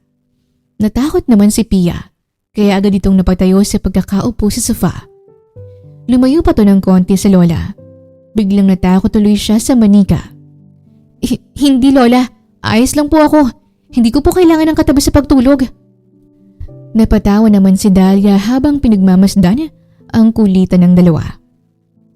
"Ang OA mo naman, Pia. Manika lang yan. At hindi totoo yung Annabel na napanood mo. Palabas lang yun." Natatawang saway ni Dahlia sa kapatid. Sa mga sumunod na araw, inabala na lamang ni Dahlia ang sarili sa pagtatrabaho sa publishing company dahil panibagong libro ang isusulat niya. Ngunit kahit abala, hindi pa rin siya makapag-focus dahil paulit-ulit na bumabalik sa isip niya ang halikang nangyari sa kanila ni Clifford. Parang hindi niya rin alam kung paano haharapin si Clifford kapag muli silang nagkita na sa Twinkle Haven sa susunod niyang pagbisita. Ngunit pakiramdam niya, mababaliw siya kung patuloy niyang itatago ang tunay na nararamdaman niya para kay Clifford. Kaya napagdesisyonan niyang pumunta sa Twinkle Haven para kausapin ito. Ngunit nang makarating siya roon, isang balitang bumungad sa kanya na ikinadurog ng puso niya. "Iha, ikakasal na si Doc Clifford sa ibang babae. Akala ba namin kayo na?" "Wala po kaming relasyon, Lola Imelda. Pero ikakasal na po pala siya?" Halos nahirapan pa si Dahlia ang itanong yon. "Oo, Iha. Nakita namin kanina ng ilang staff na may hawak na wedding invitation card. Ito oh, you are invited to the wedding of Clifford and Marisol."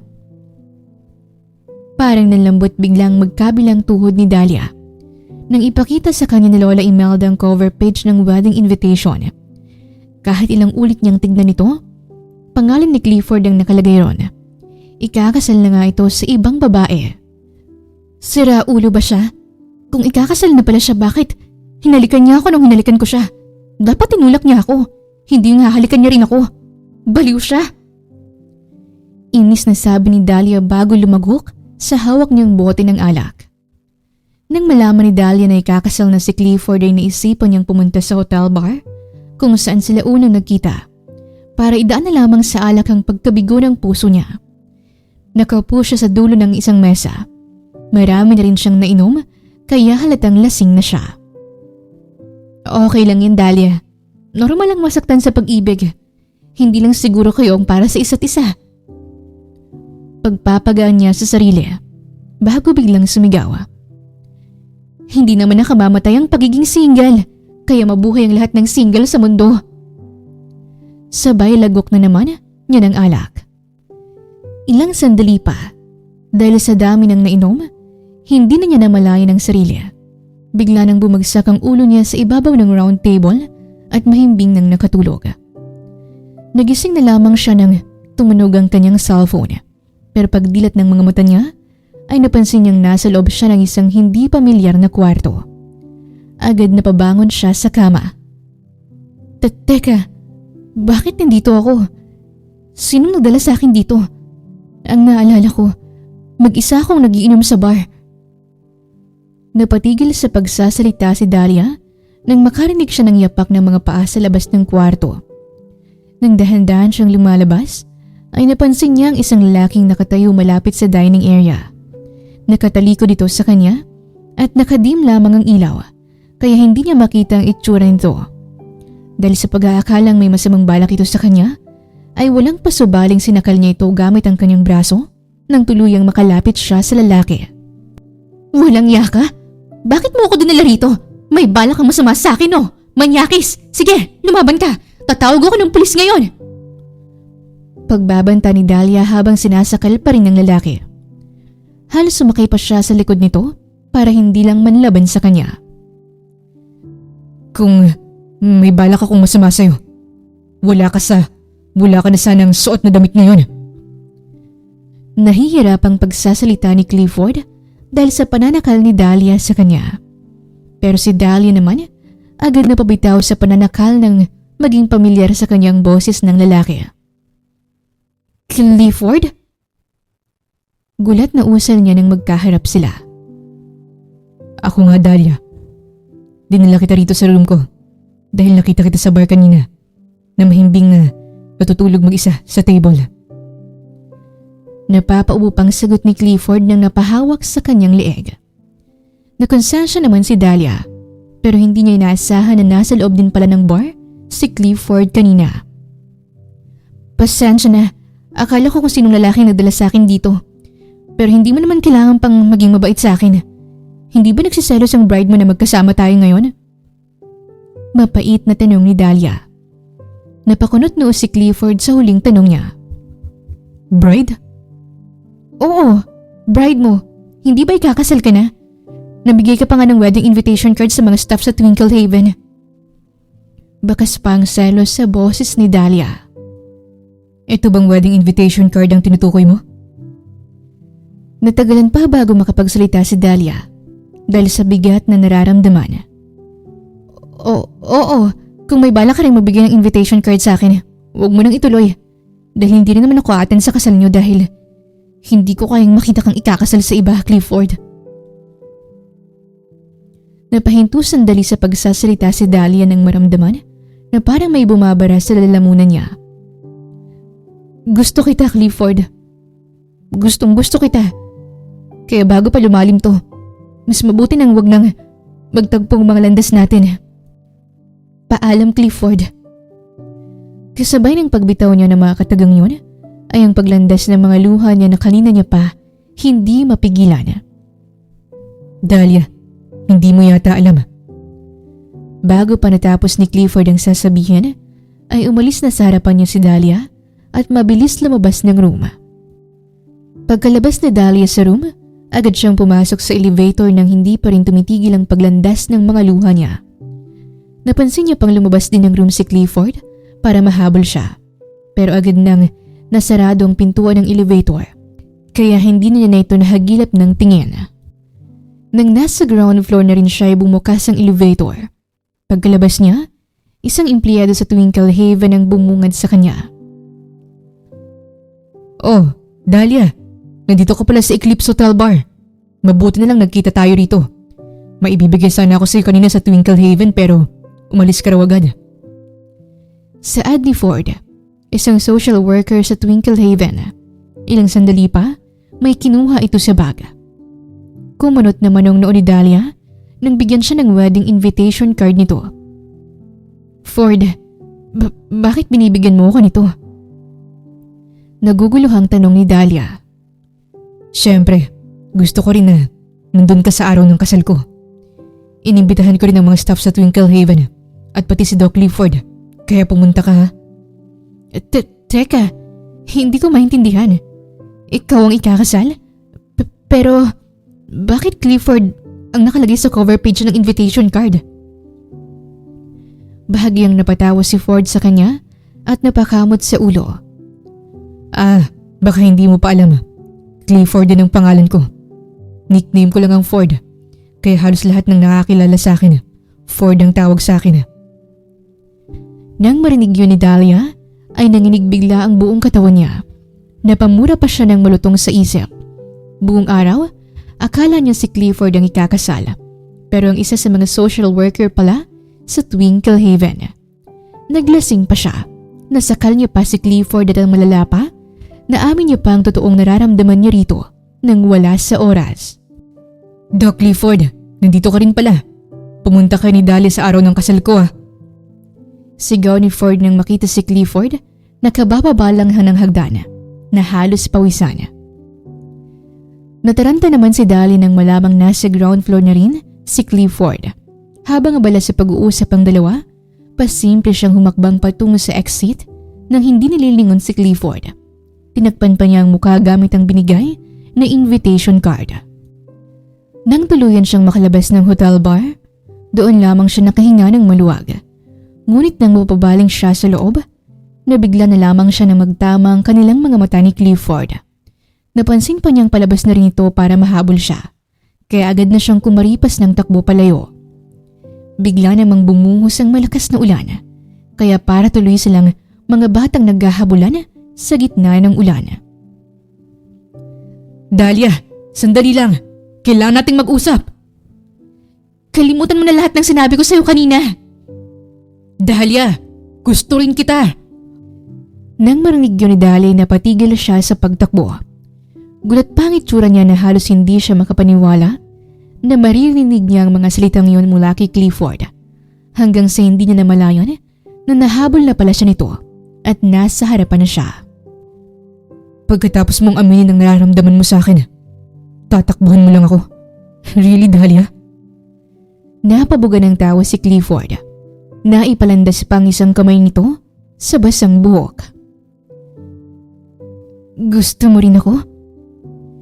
Hindi pa makapaniwalang tanong ni Dahlia. Pero ilang sandali pa, nanlaki na lamang ang mga mata niya nang mabilis ang hinalikan siya sa labi ni Clifford. Sapat na ba yun para maniwala ka sa akin? Napapaos pang tanong nito sa kanya nang magtama ang kanilang mga mata.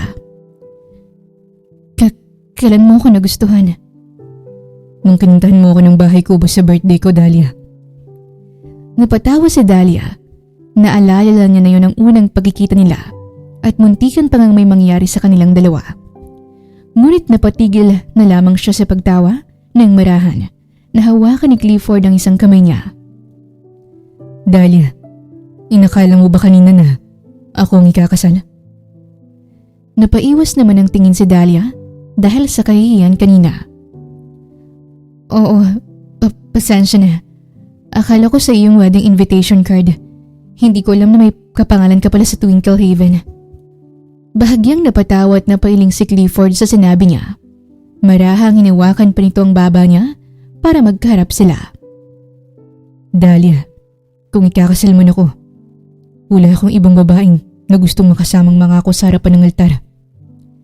Kundi ikaw lang. Alam kong mabilis ang mga pangyayari pero hindi na tayo mga bata para magpaligoy-ligoy pa. We only live once, so we should live to the fullest, right? Kaya hindi ako nandito ngayon sa harapan mo para lang sa isang simpleng relasyon, kundi para sa isang panghabang buhay na desisyon na makasama ka hanggang sa pagtanda. Sandaling huminto ang pagsasalita ni Clifford para lumuhod ang isang tuhod sa harapan ng dalaga.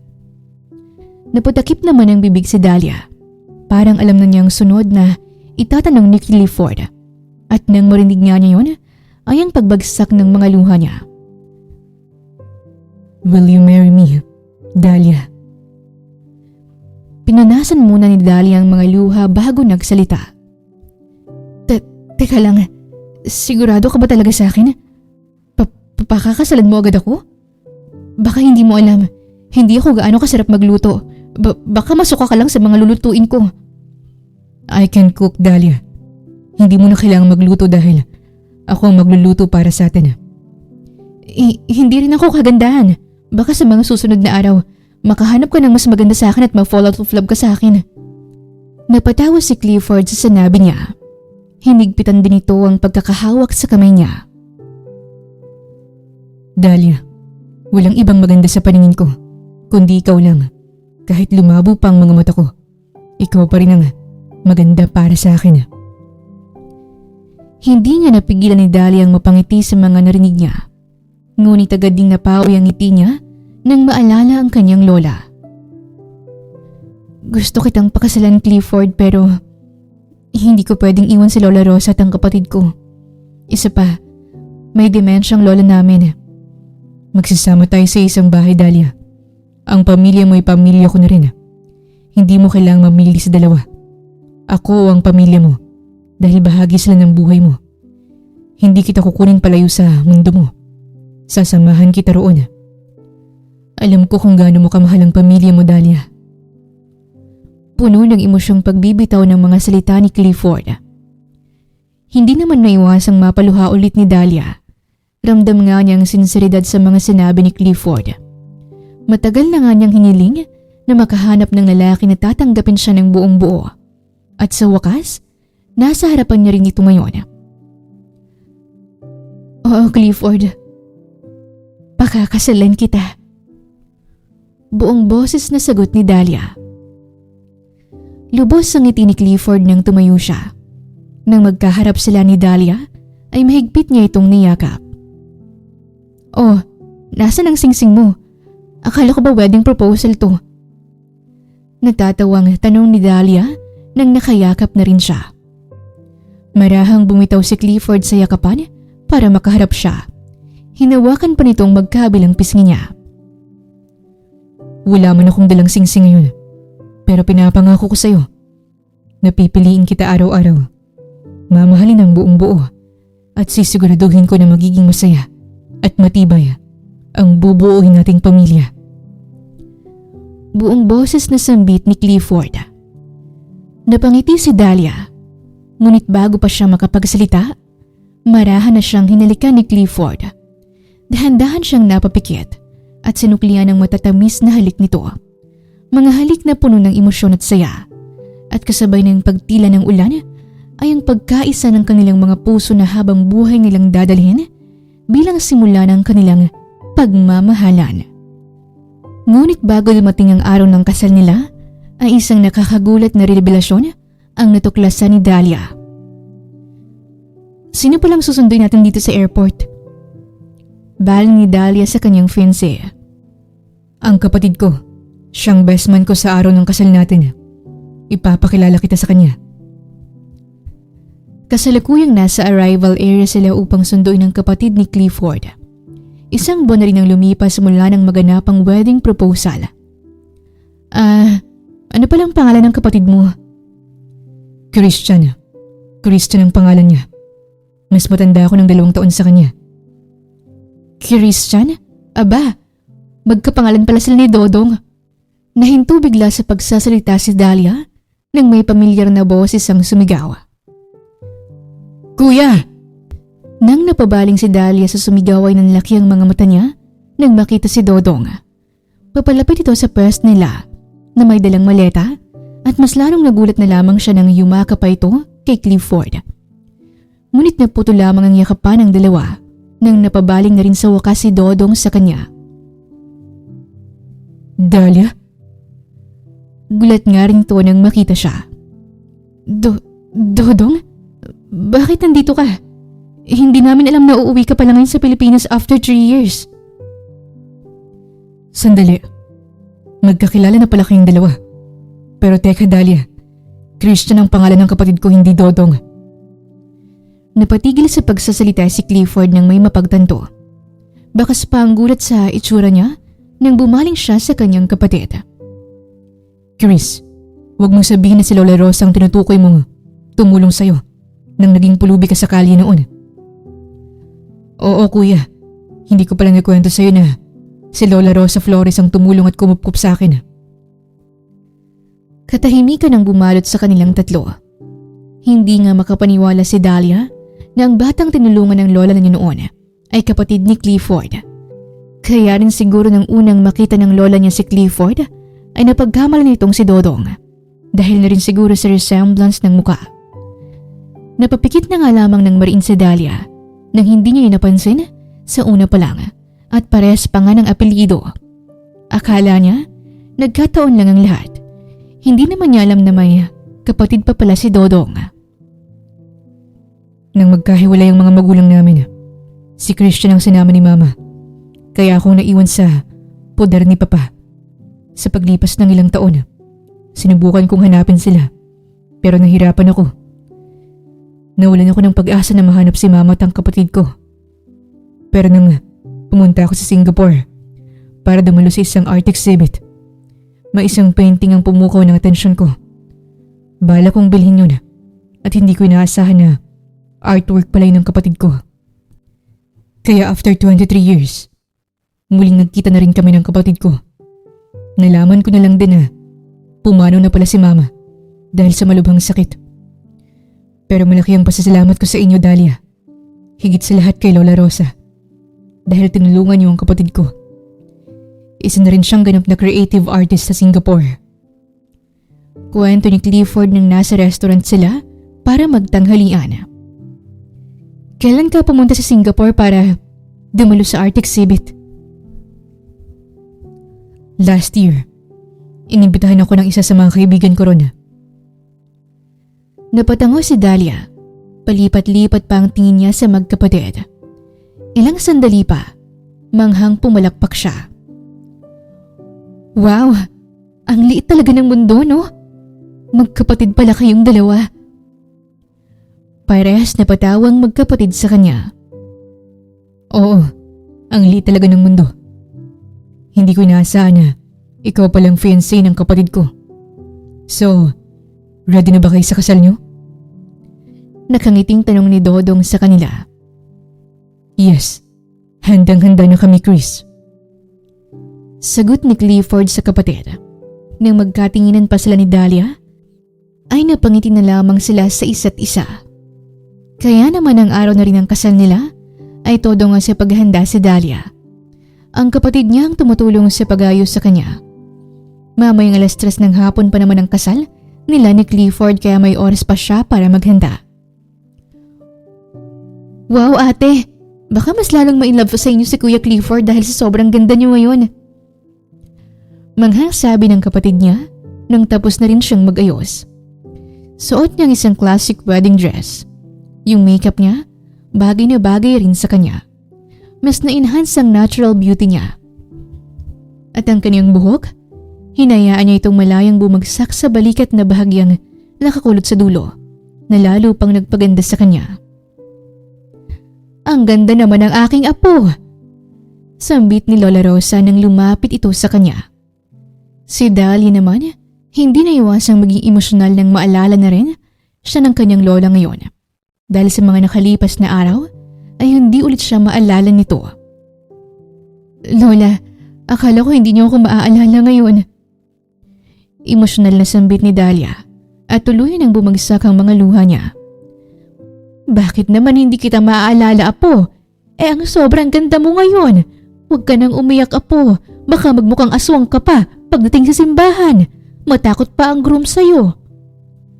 Bahagyang napatawa si Dahlia. Niyakap niya pa ang kanyang lola. Masayang sumali na rin si Pia sa yakapan nila. Sobrang saya nga ng puso niya ngayon dahil naalala sila ng lola nila sa araw ng kasal niya. Ngunit naputo lamang ang yakapan nila nang may pumasok sa loob ng bahay nila. Napabaling sila rito nang marinig nila ang boses nito. Ready na bang lahat na pumunta sa simbahan? Napangiti si Dahlia nang makitang dumating na rin si Dodong. Ito nga ang maghahatid sa kanila sa simbahan. Pero ang kapatid niyang si Pia ay gulat na gulat ang itsura nang makita si Dodong. Kuya Dodong? Ikaw ba yan? Ako nga, Pia. Kumusta ka na? Si Pia naman ay maiyak-iyak nang lumapit kay Dodong at walang pasabaling niyakap ito ng mahigpit. Pero nang lumapit naman si Lola Rosa kay Dodong ay kumunot ang noo ng matanda. Lola Rosa, hindi niyo po ba ako maalala? Ako po ito si Dodong. Bago pa matapos ni Dodong ang sasabihin ay isang malakas na sampalang dumapo sa pisngi niya. Si Dahlia at Pia naman ay nagulat at napasinghap sa ginawa ng lola. Narinig pa nga nilang napasigaw sa aray si Dodong at napahawak pa ito sa pisngi na pulang-pula. Lola Rosa, bakit niyo po ako sinampal? Diyos ko, iho! Ikaw nga si Dodong! Pasensya na ko na sampal kita. Gusto ko lang malaman kung totoo bang ikaw yan dahil baka nanaginip lang ako. Sambit ni Lola Rosa. Lola Rosa naman, akala ko naman po hindi niyo ko naaalala. Naiiyak na usal ni Dodong at agad niyakap ng mahigpit ang matanda. Si Dahlia at Pia naman ay hindi na iwasang mapangiti at mapaluha nang makitang nagyakapan ng dalawa. Alam nga nila na sobrang namiss din ng lola nila si Dodong. Naging kumpleto rin silang 4 sa araw ng kasal niya, kaya hindi niya may paliwanag kung gaano siya kasaya ngayon. Ano? Tara na. Hindi na makapaghintay ang kapatid ko na may kasal sa'yo. Kanina pa siya nasa simbahan. Natatawang sambit ni Dodong. Teka, kapatid? Kunot noong tanong naman ni Pia. Hindi pa nga alam ng pamilya niya na magkapatid pala si Clifford at Dodong. Pia, Lola Rosa, si Clifford na mapapangasawa ko ay kapatid ni Dodong. Napatakip ng bibig sa gulat ang kapatid niya. Natagalan pa ito bago nakapagsalita. Hala! Oo nga ate! May hawig ang mga mukha nila. Bakit hindi agad natin napansin yun? Masaya ako na nagkita na rin kayo ng kapatid mo, Dodong. Panatag na rin ang loob ko dahil ang kapatid mo ang mapapangasawa ng aking apo. Alam kong nasa tamang tao siya. Napangiti naman silang lahat. Pero Lola Rosa, baka malito ko po sa amin ang kapatid ko. Basta ako po yung pinakagwapo sa aming dalawa. Saad ni Dodong at nagpogi sign pa. Nagtawa na naman sila at ilang sandali lamang ay umalis na rin sila para pumunta sa simbahan. Kaya nang makarating na rin sila sa simbahan, makalipas ang ilang minutong biyahe, ay nandoon na ang mga bisita sa loob. Handa na nga ang lahat at nung oras na rin para maglakad siya sa pasilyo, ay kasama niyang walang iba kundi ang Lola Rosa niya, ang taong isa sa mga pinakamahalaga sa buhay niya. La, bakit kayo umiiyak? Ako po ang ikakasal. Pagbibiro ni Dahlia sa kanyang lola nang mapansing napapaluha ito. Masaya lang ako, apo. Dati, hinahatid lang kita sa eskwelahan niyo. Pero ngayon, hinahatid na kita sa altar. Emosyonal na napangiti si Dahlia nang maalala yun ang kanyang lola. Marahang hinawakan niya pang isang kamay nito. Maaring mamaya bukas o sa mga susunod na araw, hindi ito maalala ng kanyang lola. Pero alam niya na hindi kailanman nakakalimot ang puso. Kaya mananatili ang mga laalang ito sa puso ng kanyang lola. Nang bumukas na rin ang pintuan ng simbahan, ay dahan-dahan na nga silang naglalakad sa pasilyo kasama ang kanyang lola na magkahawak kamay. Napangiti siya ng matanaw ni Pia at si Dodong na masaya ang mga muka. Nandun din ang ilang pamilya ni Clifford, pati ang ilang matatanda sa Twinkle Haven na sina Lola Imelda, Lola Linda at Lola Susan. Pero mas lalong napangiti siya ng magtamang mga mata nila ni Clifford na halos napapaluha na ito habang pinagmamasdan siyang naglalakad. At sa sandaling yun, alam ni Dahlia na sa tamang landas ang tinatahak niya patungo sa taong magiging tahanan niya habang buhay.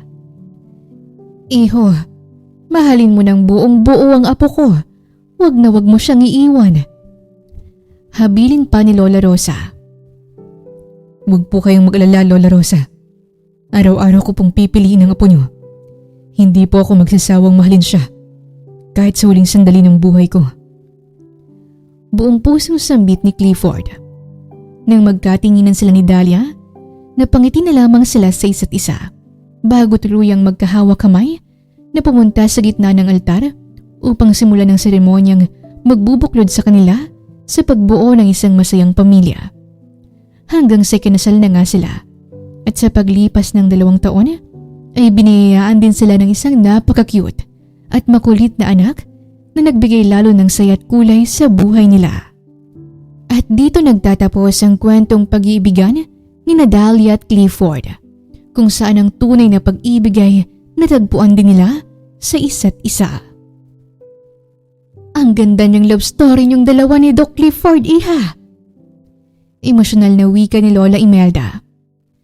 Sa sobrang ganda, napapaiyak na tayong lahat dito habang nakikinig sa kanya. Sambit naman ni Lola Susan nang napapaluha na rin. Nakakaantig at nakakahangang love story niyo ni Doc Clifford, iha. At masaya rin kami dahil naranasan din naming maging side character sa isa sa mga sinulat mong libro. Natatawang sabi naman ni Lola Linda. Napangiti si Dahlia. Napansin niya ang pagpalakpakan ng ilang matatanda. Kasalukuyang nasa function hall nga sila ng Twinkle Haven. Katapos lang niyang basahin ang bagong publish niyang libro na kung saan love story nila ni Clifford ang sinulat niya na pinamagatan niyang Forever With You. Sa paglipas ng ilang taon ay mas gumanda ang karera niya bilang published author sa Romance Publishing Company. Habang ang auto repair shop ng kanyang lola ay si Mang Danny nang nagmamanage ngayon. Mommy, nandito na po kami ni Daddy. Nakapag-order na po kami ng foods. Masayang paglapit ni Luna sa kanya. Si Luna ang nag-iisang anak nila ni Clifford. 5 taong gulang na rin ito ngayon. Makulit man minsan pero ubod naman ang bait at magalang sa mga nakakatanda. Mahal, pasensya na. Natagalan kami. Naabutan kasi kami ng traffic pabalik dito. Paliwanag ni Clifford nang makalapit ito sa kanya at mabilis ang hinalika ng kanyang labi. Ayos lang mahal.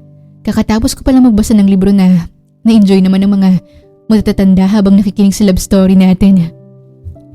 Nakangiting tugon ni Dahlia sa asawa. Mommy, Daddy, tara na po, kumain na rin po tayo. Sigaw ng anak nila at sabay hinilang mga kamay nila papunta sa buffet area. 20th anniversary ng Twinkle Haven ngayon kaya may pagdiriwang na nagaganap. Kwentuhan, kainan at tawanan. Isang pamilya ngang turingan nila. Annabel, kumain ka na para lumaki ka na rin. Sambit ni Lola Rosa habang masayang buhat ang manika nito. Lola Rosa, hindi po lalaki si Annabel dahil isang manika lang po siya. Luna anak, hayaan mo na si Lola Rosa. Diyan siya masaya eh. Nagkangiting paliwanag ni Dahlia sa anak na ikinatango naman ito. Nasa isang mesa nga silang magpamilya. Kasama pa sina Lola Rosa, Pia at Dodong. Napangiti na lamang silang lahat habang pinagmamasdan si Lola Rosa na masayang naglalaro sa kanyang manika. Sa paglipas ng mga taon, kahit may maintenance na gamot ang kanilang lola, ay hindi pa rin nawawalang demensya nito. Dahil hanggang ngayon ay wala pa ring tiyak na lunas na makakapagpagaling dito. Ayon sa World Health Organization at sa mga medical experts. Ate, next week na po ang graduation namin at na-qualified po ako bilang cum laude. Nang marinig yun ni Dahlia, ay napatigil siyang kumain dahil sa gulat na narinig sa sinabi ng kapatid. Cum laude ka? Wow! Congrats bunso! Proud na proud ako sa'yo. Si Pia nga ay graduate na rin sa college sa kursong psychology at dahil sa talino at sa sipag sa pag-aaral nito ay naging cum laude pa. Nga pala, magbubukas na next month ang pinatayo kong art gallery sa Singapore. Pumunta kayong lahat ha, para na rin makapag-bonding tayo doon. Masayang pagbabalita naman ni Dodong. Congratulations bro, magkakaroon ka na rin ng sariling art gallery mo. Siyempre pupunta kami ron para makita lahat ng artworks mo. Proud na wika ni Clifford sa kapatid. Si Dodong ay sikat na ngayon bilang artist at magkakaroon na nga ito ng sariling art gallery sa Singapore. Kaya hindi rin nila maiwasang maging proud dito. Oh, tapos na ba kayong kumain lahat? Halina kayo, sumayaw na rin kayo para masaya. Anyaya ni Lola Imelda sa kanila nang lumapit ito sa table nila. Kaya naman nagsitayuan silang lahat at nagtungo sa gitna, kung saan masayang sumasayaw ang ilang matatanda at mga staff. Sumasabay sa nakakainggan yung musika. Pero si Dahlia at Clifford ay hindi naiwasang mapatawa nang makita ang kanilang anak na sumasabay sa pagbubudots. Pati sa Pia at Dodong ay napapabudots na rin, kaya sumabay na rin silang dalawa. Ngunit ang pinaka nakakatuwa sa lahat ay nang makita ang kanilang lola na nag-i-enjoy na rin habang karga ang manika nito. Pero ilang sandali pa, bumagal biglang tugtugin. Naging 1,000 Years by Christina Perri. ang kanta, kaya bahagyang nabigla na lamang si Dahlia nang inilahad ni Clifford ang isang kamay nito sa harapan niya. Can I have this dance? Napangiti si Dahlia. Parang feeling niya bumabalik siya sa pagiging teenager na nasa JS prom siya at niyayaya siyang sumayaw ng kanyang crush.